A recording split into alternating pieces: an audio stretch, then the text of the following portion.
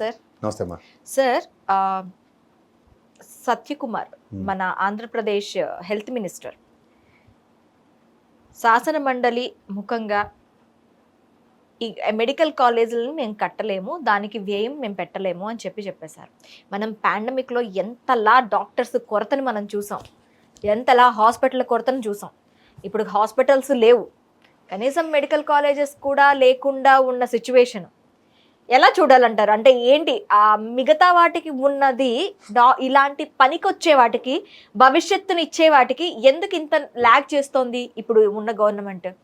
ఇది నాకు తెలిసి ప్రజాస్వామ్యంలో ప్రజల చేత, ప్రజల వలన, ప్రజల కొరకు ఎన్నుకోబడిన ప్రభుత్వంలో ప్రజలకి ప్రాథమిక అవసరాలు తీర్చడానికి ప్రజాస్వామ్యంలో ప్రభుత్వాలు ఉంటాయి.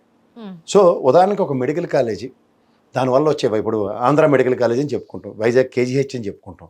వీటన్నిటిలోంచి అవుట్కమ్ ఎలా డెరైవ్ అవుతున్నారంటే ఎంతమందికి దానికి సేవలు అందించబడ్డాయో చరిత్ర. అలా జగన్మోహన్ రెడ్డి గారి ప్రభుత్వంలో ఒక వినూత్నంగా 17 మెడికల్ కాలేజీలు ఇనిషియేట్ చేస్తే 5 సక్సెస్ఫుల్గా గ్రౌండ్ అయిపోయాయి. వీళ్ళ తెంగరతనానికి నిదర్శనం ఏంటంటే 750 మెడికల్ సీట్లు వదులుకున్న ఫస్ట్ టైం ఫెడరల్ సిస్టంలో ప్రభుత్వాన్ని చూస్తున్నా. అది ఎన్డీఏ కూటమి ఆంధ్రప్రదేశ్లో.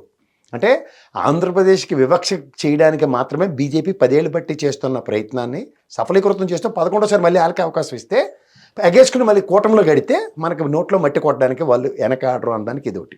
నేను ఇదే మండల వేదికగా జీరో రిక్రూట్మెంట్ పాలసీ ఉన్న ప్రభుత్వం చేసిందని గత ప్రభుత్వాన్ని అవహేళన చేస్తూ 20,000 వేకెన్సీస్ ఉన్నాయన్నాడు మెడికల్ ఫెటర్నిటీలో. సత్యకుమార్ గారు, మీరు వైద్య శాఖ మంత్రి, 20,000 మందిని రిక్రూట్ చేయాలంటే మీ ప్రాథమిక స్లోగనే మీ ప్రభుత్వం సంపద సృష్టిస్తాం అండ్ ఉపాధి కల్పిస్తాం అని చెప్పి వచ్చారు. 4 లక్షల ఉద్యోగాలని. 4 లక్షల ఉద్యోగాలు, 20,000 ఉద్యోగాలు స్పాంటేనియస్గా డెసిషన్ తీసుకుని ఎందుకు చేయట్లే? క్యాబినెట్ నిర్ణయం ఎందుకు తీసుకోవట్లే? అంటే వేకెన్సీస్ ఉన్నాయని తెలుసు కానీ దాన్ని జాబ్ని రిక్రూట్ చేయడానికి మీ దగ్గర జీరో పాలసీ ఆల్రెడీ ఎగ్జిక్యూట్ అయిన తర్వాత కూడా ఈ 10 నెలల్లో మీరు చేయట్లేదు. ఇది గమనించండి. అట్లా మీరు దీనికి చెప్పిన ఎక్స్క్యూజ్ ఏంటి? మౌలిక సదుపాయాలు, ఫ్యాకల్టీ. అంటే ఫ్యాకల్టీ అంటే కూడా నాకు తెలిసి ఎంప్లాయ్మెంటే కదా. అంటే ఫ్యాకల్టీని రిక్రూట్ చేస్తే ఉపాధి కల్పించబడుతుంది అన్నదానికి కూడా మీ ప్రాథమిక సిద్ధాంతానికే మీరు భంగం కలిగించుకుంటున్నారు. అవును, అంతే కదా. సంపద సృష్టిస్తాం, 4 లక్షల ఉద్యోగాలు ఇస్తాం, ఇది కాంట్రడిక్షనే కదా.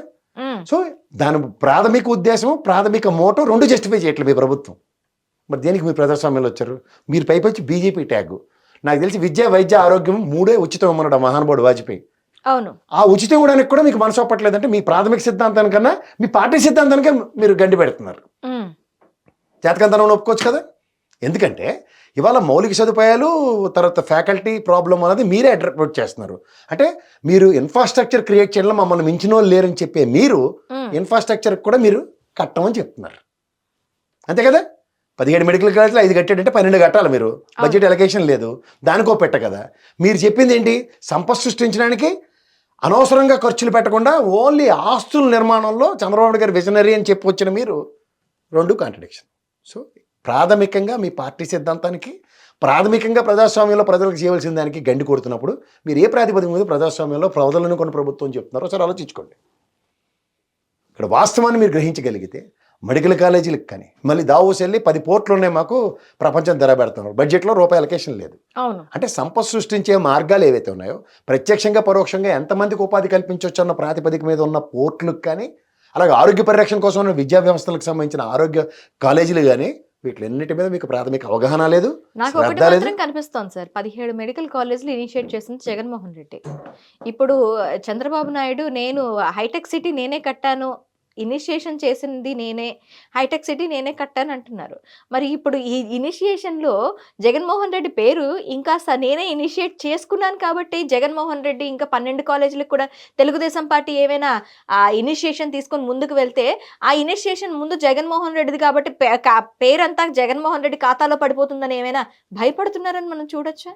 ఇప్పుడు ఎవరిదో ఖాతాలో ఇప్పుడు నేదులమల్లి జనార్దన్ రెడ్డి గారు పునాది వేశారమ్మా, దానికి పునాదిరా వేశారు. మరి హైటెక్ సిటీ చంద్రబాబు గారు కట్టారని చెప్పుకుంటున్నాం కదా. అలా 17 మెడికల్ కాలేజీలు ఉన్న దగ్గర 5 గత ప్రభుత్వంలో 10 సంవత్సరాల టెన్యూర్లో 5 మెడికల్ కాలేజీలు వైఎస్ఆర్సీపీ కడితే 12 వీళ్ళు కట్టారని చెప్తే ప్రజలకు ఉపయోగపడేవి కదా. ఇప్పుడు దానికి ఉదాహరణకి రామారావు గారి పేరు లేకపోతే ఎవరితో పెడతారు కాదనం కదా. ఇప్పుడు వాళ్ళకి కావాల్సింది ఏంటి? పేరు కావాలి, పని చేయాలా, రెండు కుదరట్లేదు. ఎందుకంటే కాంట్రడిక్షన్. వాళ్ళ పేరు వచ్చి పనులు, పనికొచ్చిన పనుల కన్నా ప్రజలకు ఏది ఉపయోగం అన్నది గత ప్రభుత్వం చేసింది. ఒళ్ళొంగట్లే. నిన్నటికి నిన్న విశాఖపట్నం స్టేడియం పేరు కూడా మార్చే ప్రయత్నాలు చేస్తున్నారు. వైఎస్ఆర్ పేరు తీసేసి ప్రయత్నం మార్చేశారు. ఓకే. తీసేశారు వైఎస్ఆర్ పేరు. ఇప్పుడు ఆలోచనలు ఇస్తున్నాము. దానికి ఏం పేరు పెట్టాలి అని. ఏదో ఒకటి అంటే పేరు ఏంటి, కూటమిలో ఉన్నాం కాబట్టి ఎవరు పవన్ కళ్యాణ్ పేరా, మోడీ పేరా, అమిత్ షా పేరా, లేదంటే చంద్రబాబు నాయుడా, లేదంటే బాలకృష్ణ, లోకేష్, ఈ ఆరుగురిలో ఎవరు పేరు పెట్టాలని అలా ఉండదు. డిసైడేషన్? బతుకున్న వాళ్ళ పేర్లు పెట్టడం కుదరదు కానీ లేదు అది కుదరదు అట్లా. వాళ్ళు దానికి ఏదో ఎవరి గవర్నమెంట్ వస్తే వాళ్ళకి తలకనప్పులు ఉన్నాయమ్మా. గతంలో ఎన్టీఆర్ యూనివర్సిటీ పేరు మార్చిన జగన్మోహన్ రెడ్డి ఇది కూడా మనం మర్చిపోకూడదు. అవును. రాజశేఖర రెడ్డి గారు అంటే పెద్ద మనసు చాచుకుని దానికి డాక్టర్ ఎన్టీఆర్ యూనివర్సిటీ అని చెప్పి హెల్త్ యూనివర్సిటీ అని పెట్టారు. ఈయన పేరు మార్చలేదే ప్రయత్నం వాళ్ళు చేస్తున్నారు. అతను జిల్లాకి పేరు మారుస్తూ వైఎస్ఆర్ జిల్లాని వైఎస్ఆర్ కడప జిల్లా కింద. అది దేవుని గడప, దానికి సంబంధించింది ఎవరు. ఇప్పుడు వైఎస్ఆర్ జిల్లాని ఎంతమంది చెప్తారమ్మా? అందరూ కడప వెళ్ళామని చెప్తారు. ఆ జగన్మోహన్ రెడ్డి గారిని అడిగానే కడప పోయినాను, పులివెందులు వెళ్ళాను అని చెప్తారు. అందుకని ఇటు తిప్పి అటు తిప్పి ఇదేం చెప్పరు కదా ఎవరు. సో అలా అది కొన్ని ఇంటెన్షనల్గా చేసి వాటికి మన దగ్గర సమాధానం ఉండవు. ఓకే. ఈ మెడికల్ కాలేజెస్ ఇదేంటి అది? ఇప్పుడు దీనికి ఎలాంటి ఇనిషియేషన్స్ తీసుకోవాలి? ఇంకేం లేదమ్మా, వీళ్ళు చేత కాదు, వీళ్ళు వదిలేశారు. కాడు వదిలేసినట్టే. ఈ సంవత్సరం టైము 750 మెడికల్ సీట్లు కోల్పోయాం. ఇది చిన్న విషయమా? ఎక్కడెక్కడో విదేశాలు, ఫిలిప్పైన్స్ వెళ్ళి చదువుతున్నారు, రష్యా వెళ్ళి చదువుతున్నారు. పిల్లలందరూ అంత వెళ్ళి తెప్పబడితే వెళ్ళి విదేశీ సంస్థే, విదేశీ వ్యవహారాల శాఖ మంత్రి గారు ఇనిషియేటివ్తో వాళ్ళు అన్ని తెప్పలు వార్ జోన్ నుంచి కూడా తీసుకొచ్చారు కదా. ఆ బాధ్యత మన దగ్గర మన పిల్లలు చదువుకుంటే పైపచ్చి ఎంత ఉపయోగపడతారు డౌన్ ద లైన్. ఇంకొకటి సార్, అంటే వ్యయం కూడా తగ్గుతుంది. అది కాకుండా ఇప్పుడు ఈ 750 సీట్స్ ఈ ఇయర్ వదిలేసుకున్నాం. మరి నెక్స్ట్ ఇయర్ పరిస్థితి ఏంటి? నెక్స్ట్ ఇయర్ కూడా ఇది ఏమైనా మనం ఇంప్రూవ్ చేసుకోవడానికి? ఇప్పుడు 17 మెడికల్ కాలేజీల మీద శ్రద్ధ పెట్టాలంటే వీళ్ళకి శ్రద్ధ లేదన్న విషయం ఎందుకు చెప్తున్నానంటే, ఇప్పుడు మనకు విభజన హామీల్లో కొన్ని యూనివర్సిటీలు ఇచ్చారు మనకి, గిరిజన యూనివర్సిటీ అవన్నీ, ఐఐటీలు ఇలాంటివన్నీను. అవన్నీ పక్క బిల్డింగ్లు రాష్ట్ర ప్రభుత్వం కట్టినప్పుడు స్టార్ట్ అయ్యా, లేకపోతే అద్దె భవనాల్లో స్టార్ట్ చేశారా? ఇప్పటికీ అద్దె భవనాల్లో ఉన్నాయి. అవును. సో అలాంటప్పుడు వాటి మీదకి మీరు కేంద్ర ప్రభుత్వం ఇచ్చిన దాని మీద అద్దె భవనాలు ఉన్నప్పుడు మన రాష్ట్రంలో మన గురించి కట్టుకుంటున్న దాని మీద, ఇన్ఫ్రాస్ట్రక్చర్ మీద మీకు ఎందుకు శ్రద్ధ లేదు? మీరు అన్నట్టు 750 ఈ సంవత్సరం వదులుకున్నాం. నెక్స్ట్ ఈ మెడికల్ కాలేజ్ ఇదే పతంతి కట్టకుండా కూర్చున్నారు అనుకోండి. కడప కాలేజీ నాకు తెలిసి అయితే 6వ అవుతుంది కడప. దానికి ఏంటి హాస్టల్ ఫెసిలిటీ లేదని వదిలేశాడు. ఈ బడ్జెట్లో హాస్టల్ కట్టడానికి అలొకేషన్ లేదు కదా. నేను ఎన్నోసార్లు చెప్పాను, హాస్టల్లో ఉన్నవి ప్రైవేట్ సెక్టర్లో ఎవడో 4 బిల్డింగ్లు అద్దెకి తీసుకుని చేయలేరు. ఇప్పుడు నారాయణ చైతన్య కాలేజీలు ఉన్నాయి నాకు తెలిసి విజయవాడ పరిసర ప్రాంతాల్లో. కన్స్ట్రక్షన్ అవుతున్న బిల్డింగ్లకి అడ్వాన్స్ ఇచ్చిండు, వీళ్ళు దాన్ని హాస్టల్ కింద కన్వర్ట్ చేసుకుని 50 ఏళ్ళకి 20 ఏళ్ళకి లీజులు రాసుకుని ఉంటున్నారు. ఆ పని చేయలేరు గవర్నమెంట్ పరంగానే. ఇక్కడ ఎంప్లాయీస్ని, ఉల్లంఘన ఎంప్లాయీస్ని తీసుకుపోవడానికి అమరావతి రాజధానిని తీసుకెళ్ళినప్పుడు వాళ్ళందరికీ వసతికి సదుపాయాలు ఏర్పాటు చేశారు కదా. ఇదే పని ఎందుకు చేయలేరు? డౌన్ ద లైన్ ఒక్కొక్క మెడికల్ కాలేజీలో ఇన్ని సీట్లు కోల్పోతుంటే విద్యా ప్రమాణాలు పెరిగేదే కదమ్మా. అవన్నీ ఇదే ప్రొఫెషనల్ కోర్సెస్. ఎక్కడో శ్రద్ధ వీళ్ళకి. అలా మనకి ప్రతిదీ నీళ్లు నువ్వులు వదిలేసి ఆ చెంబు నీళ్లు మట్టి పోసిన నరేంద్ర మోడీని తీసుకొచ్చి మన ఎత్తిపెట్టి బీజేపీ ఇలాగే చేస్తుంది. దానికి డబుల్ ఇంజన్ సర్కార్ అని పేరు పెట్టారు. ఏం నేను అలాగే ఇచ్చారు. వైజాగ్ రైల్వే జోన్ తీసుకెళ్ళి కేకేలేని ఎత్తేసారు. కేకేలేని లేకుండా ఎందుకది దమ్ముడి ఉపయోగపడుతుందో పుతులు ఎక్కడ. వైజాగ్ స్టీల్ ప్లాంట్ మసిపూసి మారేడుగా చేసి 11,200 కోట్లు తీసుకొచ్చారు జీత బచ్చాలను అప్పులు తీర్చడానికి. ఎందుకంటే వచ్చి కొండ కదా అవడను అప్పులు ఉన్నాయంటే అమ్మేశారట. నేను మళ్ళీ దానికి కూడా రాజ్యసభలో అడిగిన ప్రశ్నకి సమాధానం కష్టంగా చెప్పేశారు. ఆయన ఎవరో పాపం ఆ త్రినాథ్ గారు ఒక ఎంప్లాయీ దాంట్లోంచి లాసిన ఉత్తరానికి. అది ఇది శంకలు కొట్టేసుకుని పవన్ కళ్యాణ్ గారు, పల్లా శ్రీనివాస్ గారు అయితే నిరవర దీక్ష, చంద్రబాబు గారు అయితే ఈ కూటమి ప్రభుత్వం దాన్ని కాపాడిస్తామన్నారు. ఏది మరి? అదే జగన్మోహన్ రెడ్డి ప్రధానమంత్రిని స్టేజ్ మీద కూర్చోబెట్టి డైరెక్ట్ చెప్పాడు. ఇదే పవన్ కళ్యాణ్ గాజువాక సభలో లాస్ట్ 4 ఇయర్స్ బ్యాక్ అనుకుంటా, అంటే ఓడిపోయిన దీంట్లో మళ్ళీ గాజువాక నేను పోటీ చేశాను, ఇక్కడ నన్ను ఇచ్చేసేసారు, గాజువాకలో వెళ్ళి పెట్టారు కదా, మీటింగ్ పెట్టారు కదా, steel plant, Vizag steel plant ని కాపాడుకుందాం అని చెప్పే స్లోగన్ తో. మరి ఇప్పుడు ఎందుకు దాన్ని కాపాడుకునే ఇనిషియేషన్ తీసుకోవట్లేదు? స్టేట్మెంట్ కేంద్ర ప్రభుత్వం వాళ్ళు ఆలోచించి దేశ భవిష్యత్తు కోసం వీళ్ళు త్యాగాలు చేసేస్తారట. ఊరేసుకుని చచ్చిపోమని చచ్చిపోతానని చెప్తుండే కదా కథలు. వాళ్ళకి ఆ కథలు అలవాటు అయిపోయాయి. మా పెట్ట కథలు తాడిచే వాళ్ళు లేకపోయారు అంతే. సో దీనికి ఇనిషియేషన్ ఏంటంటారు సార్? మరి నెక్స్ట్ వచ్చే ఛాన్సెస్ ఏమైనా ఉంటాయి నెక్స్ట్ ఇయర్?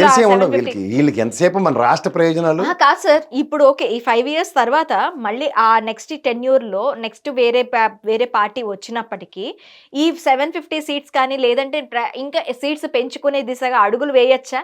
అప్పుడు ఇస్తారా మనకి సీట్స్ మళ్ళీ? లేదంటే మళ్ళీ అప్పుడు వద్దన్నారు కాబట్టి ఇప్పుడు ఇంకా లేవు, పూర్తిగా లేవంటారా? ఎడ్యుకేషన్ సిస్టంలో రివైజ్డ్ సిస్టమ్ ఒకటి ఉంటుందమ్మా. ఇప్పుడు రివైవ్ చేసుకోవచ్చు ఎప్పటికప్పుడు. ఇది ఇన్ఫ్రాస్ట్రక్చర్ క్రియేట్ చేస్తే ఎవరికోసం ఎవరు? ఇన్నాళ్ళు గవర్నమెంట్ మెడికల్ కాలేజీలు గవర్నమెంట్ పరంగా చేయడానికి ప్రభుత్వం ఇనిషియేషన్స్ లేక అవును. ఇప్పుడు గవర్నమెంట్ కాలేజెస్‌లో గవర్నమెంట్ ఇప్పుడు నాడు నేడు ఇనిషియేషన్ స్కూల్ తీసుకొని పరివర్తన చెందిన విధానంలోనూ అలాగే మెడికల్ కాలేజీలు 17 పెట్టడంలోనూ ప్రభుత్వం తీసుకున్న చొరవ అది. ఇది ప్రజా ప్రయోజనాలు పరిరక్షించబడతాయని. ఇప్పుడు అది జరగట్లేదు అనుకో, నెక్స్ట్ ఏమవుతుందో అద్భుతాన్ని ఊహించలేరు. ఈ శ్రీ చైతన్య నారాయణ కాలేజీలు ఎవరి అండర్‌లో నడుస్తున్నాయి? ఎవరు నడిపిస్తున్నారు? అందరికీ క్రిస్టల్ క్లియర్‌గా తెలిసిందే. ఈ ప్రైవేట్ కాలేజెస్ ఎక్కువగా పెరిగిపోవడానికి కారణం కూడాను ఎవరి అండదారం. ఇప్పుడు గవర్నమెంట్ కాలేజెస్ పెరిగిపోయి, గవర్నమెంట్ సీట్లు పెరిగిపోతే ఈ ప్రైవేట్ కాలేజీలు గండిపడే అవకాశాలు ఉంటాయని చెప్పి కూడా ఈ గవర్నమెంట్ ఇలాంటి ఇనిషియేషన్స్ తీసుకుంటుంది అనుకోవచ్చా? కదమ్మా, నా చిన్నప్పుడు మున్సిపల్ ప్రైమరీ స్కూళ్ళు, నవోదయ స్కూళ్ళు లేదంటే ఇవి. అవును. అట్లా మేము చదువుకుని వచ్చినప్పుడు మాకు దాని వాల్యూస్ మాకు తెలుసు. ఇప్పుడు నేను అంతే చదివాను సార్. సాగర్లో చదువుకుని వచ్చినాం మా ఫ్రెండ్స్, నేను ఉన్నాం. అలాగే విజయనగరంలో కోరుకొండ సైన్స్ స్కూల్లో చదువుకున్నాం. అలాగే విజయనగరం ఎంఆర్ కాలేజ్ ఇవన్నీ చదువుకున్నప్పుడు అవి ప్రభుత్వ పరంగా అటానమస్ బాడీలో అన్నీ ఉన్నా సరే అండర్టేకింగ్. మా రాజుగారు ఇచ్చిన భిక్ష మాకు అది. ఆయనకి జీవితాంతం మేము రుణపడి ఉండాలి విజయనగరంలో. సో ఆ మాటకు వస్తే అలా అటానమస్ బాడీలు గవర్నమెంట్ పరంగా చేసిన ఉదంతాలు చూసాం, కానీ ఈ డైరెక్ట్గా నారాయణ చైతన్య అదాన బట్టే ఈ వ్యవస్థను ఇదే చూస్తున్నాం. ఇప్పుడు ఎడ్యుకేషన్ సిస్టంలో ఒక వ్యాపారస్తుని ఎప్పుడైనా రాజకీయాల్లో ఉన్నప్పుడు తన వ్యాపార విస్తృతం గురించి ఆలోచిస్తాడు, కానీ ఇప్పుడు మీరు చిన్నప్పుడు చదువుకున్నప్పుడు గవర్నమెంట్ మున్సిపల్ జడ్పీఐ స్కూల్లో చదువుకుని వచ్చాం. ఎగ్జాంపుల్ దాని స్టాండర్డ్స్ అప్పుడున్న మాస్టర్లు చూస్తే ఈ రోజుకి మా ప్యాంట్లు తడిసిపోతాయి. హిట్ టీవీ యాప్, ఇందులో short news, live news, entertainment shows, movies, digital magazines తో పాటు మీ జిల్లా వార్తలను కూడా ఫ్రీగా చూడొచ్చు. అంతేకాదు కేజీ నుంచి పీజీ వరకు విద్యార్థులకు స్కాలర్షిప్ కూడా అందిస్తున్నాం. ప్రతి వారం 10 మందికి లక్కీ డ్రా ద్వారా ఒక్కొక్కరికి 10,000 రూపాయలు అందిస్తున్నాం. ఇంకెందుకు ఆలస్యం, వెంటనే హిట్ టీవీ యాప్ ని డౌన్లోడ్ చేసుకుని ఫ్రీగా ఎంటర్టైన్మెంట్ పొందండి. Hit TV app. Hit TV app. Please download hit TV app. Hit TV యాప్ని ఫ్రీగా డౌన్లోడ్ చేసుకొని ఎంజాయ్ చేయండి. మీకు నచ్చిన ఎంటర్టైన్మెంట్ కోసం హిట్ టీవీ యాప్ ని ఫ్రీగా డౌన్లోడ్ చేసుకుని ఎంజాయ్ చేయండి. హిట్ టీవీ యాప్ని డౌన్లోడ్ చేసుకుని ఆస్వాదించండి, ఆశీర్వదించండి. ఇంతమంది సెలబ్రిటీలు హిట్ టీవీ యాప్ ని డౌన్లోడ్ చేసుకోండి అని చెప్తున్నారంటే ఎంత మంచి యాప్ ఆలోచించండి. అమెరికా అమెరికా అమెరికా అమెరికాలో చదవాలనుకునే వాళ్ళకి విశ్వసనీయమైన పేరు మన శౌర్య కన్సల్టెన్సీ. UK లో 1 year masters. UK లో 1 year masters. 2 years work permit up to 5 years visa. Contact Saurya Consultancy. Contact 89851 89851.